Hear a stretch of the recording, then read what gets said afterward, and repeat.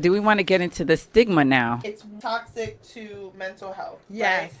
It creates an environment of shame, fear, and silence. And Right. that shame, fear, and silence can prevent a lot of people from seeking treatment. What essentially is stigma when we look at what stigma is?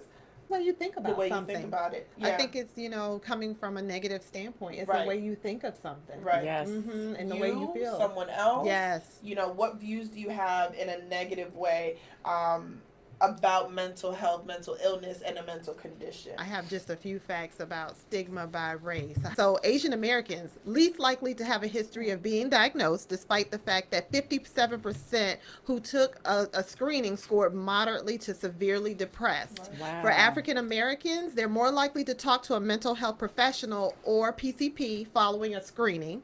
Hispanics and Latinos, they have completed the most screenings for mental health. More than any other minority group, Hispanic and Latinos indicated that they wanted more info about where to start getting mental health services. Native Americans and multiracial individuals most likely to have a result indicating symptoms of severe depression. Highest rates of having a diagnosis prior to even being screened. Stigma affects whether or not people come forward to be screened for a mental health diagnosis. It affects behaviors, even when you know you're not well. Stigma can even come from an internal place.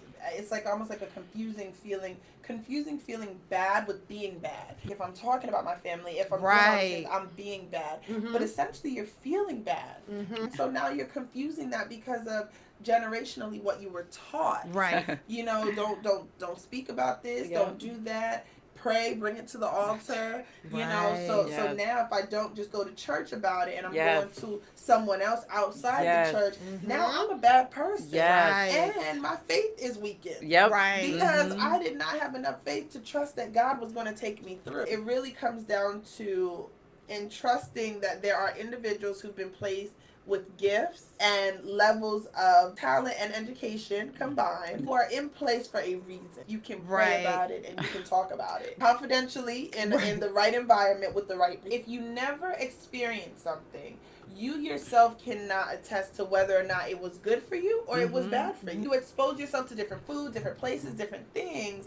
If individuals are saying therapy helps, and it can bring you to a whole new place, then why would you want to stay in a place that says, I'm not going to do it? We have to try to break free of that old adage and the things that we know of the old and try to walk in a new light. A lot of times we attach the word exposure to being something negative, but exposure can mean knowledge, it can mean freedom, education, healing. So let's not use words. Let's not assign labels to words. One of the things in therapy that I always say, in certain situations, name it to tame it. Oh, we about to preach up in here. Oh my goodness. Keep it inside, it's eating you. And if we can sit here in session and we can name that thing, then we can start the process of uncovering. That's really where the healing will begin. I agree. And I always tell clients, as long as it stays in here in the body, it's still taking up space, it's controlling you. You let it out so that it no longer takes space inside. And you can make room for other things, other abundant things, other great things in your life. So and it's taking root, it's attaching itself to things. So we got growing.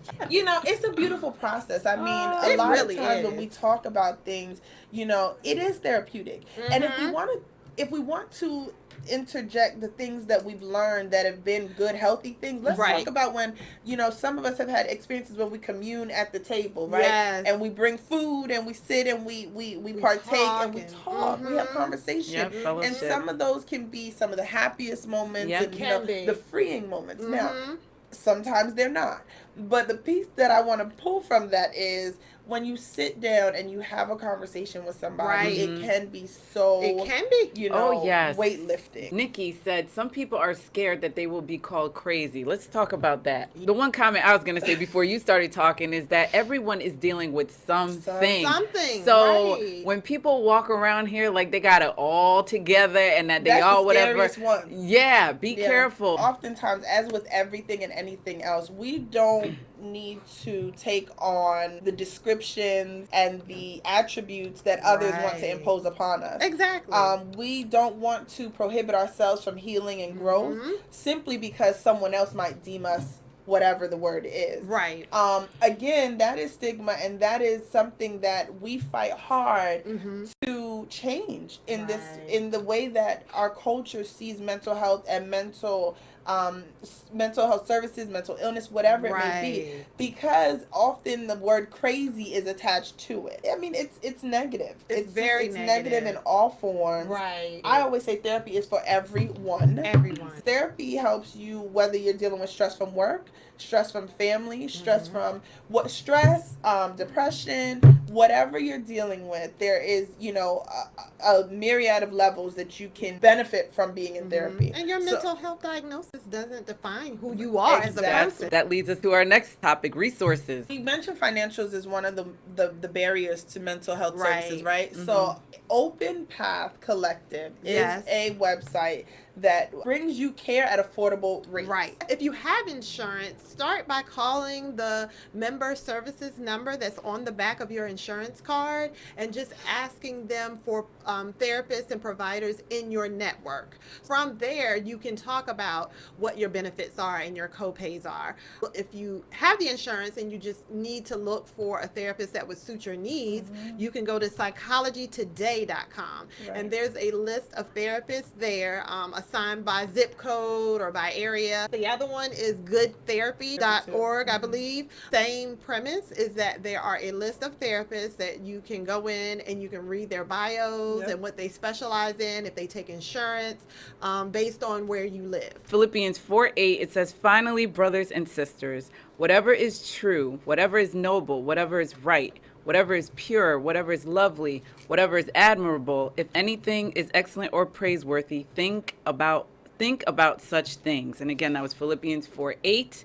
And the challenge of the week, ladies, what are we going to challenge our viewers? So we are asking you to log into the website NAMI.org, and NAMI stands for National Alliance on Mental Illness. Go to the website, click on the title Get Involved. Once you click on that, there will be a drop down menu. Click on Stigma and take the quiz that's there under the Stigma tab to identify your level of stigma. I'm going to add, since it's a challenge, a little bit onto that, and that is take the pledge to be stigma free. It's really important. Just, browse the website and go through that, and we encourage you to be stigma free.